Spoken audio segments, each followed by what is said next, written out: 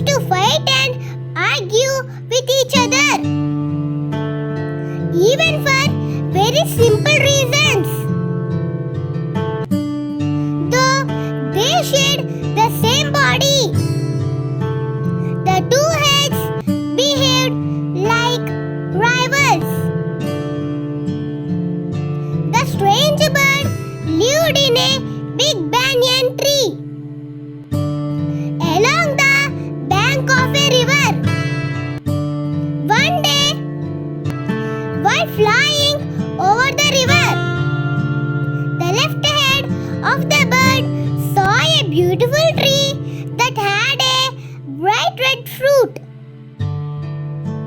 The left head of the bird wanted to eat the fruit, and the bird flew down to pick the fruit from the tree.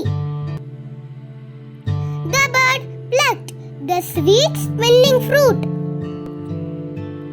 and sat by the banks of the river and started eating it. The fruit was eaten by the left head. While it was eating, the right head asked, "Can you give me a piece to taste?" The left head said, "See, we have only one stomach. So even if I eat in my mouth, it will go only into our stomach. But I want to taste the fruit.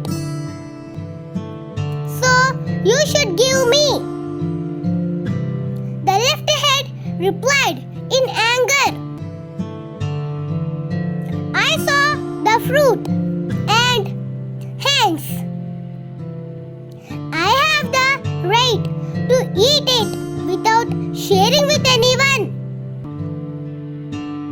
The right head felt sad and became silent. A few days later,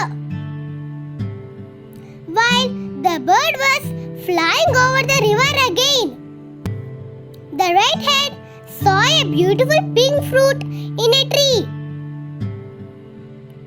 The bird flew down near the tree and tried to pick the fruit and eat it.